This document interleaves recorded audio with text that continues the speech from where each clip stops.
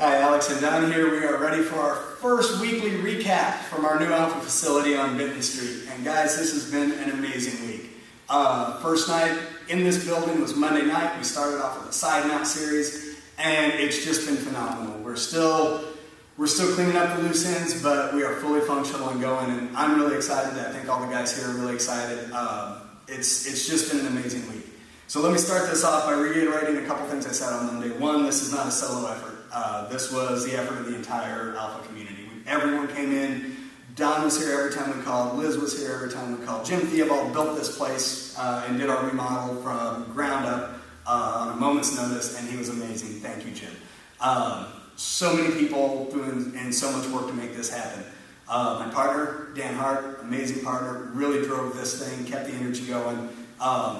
Don't have enough good things to say about him. So this isn't just me. This isn't just me and Dan with the new gym. This really is our entire community. We all came together, and we really built something that going forward, hopefully, is going to be really special.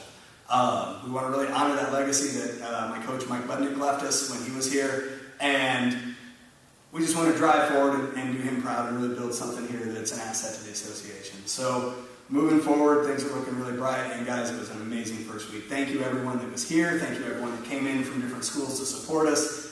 Just thank you very much, and I can't say it enough. So we spent all week. The first thing I wanted to teach in this place was something I really enjoyed, so we broke right into top side mount and attacking from the top side mount.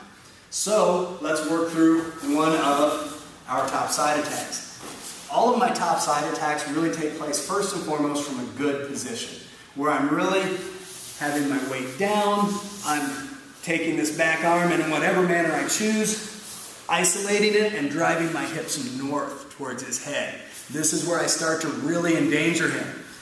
When he's here and I'm starting to apply pressure, he becomes very uncomfortable and he's got to do something. He knows he's in a bad position. And the more pressure I can apply, the more stuck he is, the more frantic he's going to get to work for an escape. One of the most common escapes that people use from here is to shrimp out and try and underhook with this arm. This is a really, really good tactic for him. Because of that, if we're working our top side control in our top attack series, we need to consider this because people are going to be doing this. Fortunately, this leads into some really great attack movements. So as he underhooks and drives up with his pressure to get space, this is what he's looking to do. I'm checking with my knee deep into his hip to make sure I'm maintaining that.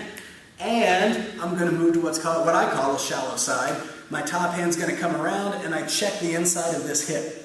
This hand comes to the inside of his hip, meets the ground so there's no space. This way, go ahead and recompose your guard, Don. It becomes very difficult for him to recompose the guard very easily because I have a blocking arm in the way. Typically what happens then is people continue to drive harder with this underhook. And now we open up one of my favorite attacks, the Darce choke. From here, from this position, you'll see because of the way I've structured my side mount, I've already set this up. I'm going to apply pressure to hold him in this 90-degree position with my chest. Just coming in to hold this 90-degree body position between him and the ground. My shallow hand that's down by his hip is going to drive up and under, and you'll notice I'm shifting my body upward until I'm going about armpit to armpit with him on this underhook. That's where I'm going to gain my distance on the Darce choke to actually encompass his neck. So this arm is driving up armpit to armpit, this arm is driving underneath his neck, and you can just see my thumb coming out the other side. I see people all the time fail to adjust up armpit to armpit, and they're trying to throw this arm through, and you can see my hand's not coming out very far over here. And then what people do is try and adjust by throwing their body this way. And look what this has done. It set me up for a sweep. So I have to understand that as I move this shallow side, I'm shifting my body up, because that's where I'm going to gain my distance to actually come through here deep enough with my chest still over his shoulder complex. This way I'm compressing this entire shoulder girdle and I'm holding him in position. From here, my top hand is just going to check the back of his head, and I'm just applying pressure in so I get a little bit more clearance. I should just see the base of my thumb, top of my wrist from here. Now, I want to maintain connection with him. I don't want to get big and loopy, because that's going to let him pull his head back out. He's going to try and move away. He knows what's coming now, and this turns into a fight. Once I have this position, I want to keep it. So I keep connection with my hand to my wrist, down my forearm. Always connection with the back of his head. Then my hand grips my bicep, my choking hand underneath his neck, grabs my bicep. This hand just walks up his back, not squeezing, just tightening my structure. There's a difference between a muscular squeeze and just locking my structure tight. You okay, Don? Perfect. So now I've got his neck compressed. Because of this 90-degree angle, though, most of the pressure from my choking arm to his neck is on the lateral musculature of the neck, right on the outside of the neck. So to fix that, I'm going to use my chest and my body, not my arms, and I'm going to drive him just a few degrees back off vertical. Now I can feel his carotid artery area line up with my forearm. So it's a matter of coming from here to here. Now we don't worry about the squeeze, we just have the structure locked, and I slide my hips back, and I drop my hips and my body weight onto his neck. Stay right there, guys. It's the pressure of my body driving the shoulder, driving locking my structure on my choke down into those carotids, with my hips sliding back that actually cause the choke. It's not the squeeze here. Clearly in a fight, I'm going to squeeze to secure my structure, but we can lose this choke if we focus on leaving our hips high and just squeezing with our arms.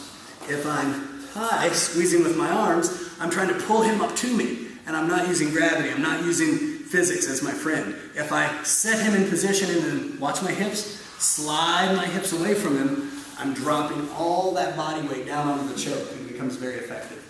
So as we go all the way through the motion, I'm on Don. I'd use my movement of choice to tighten high onto my side now.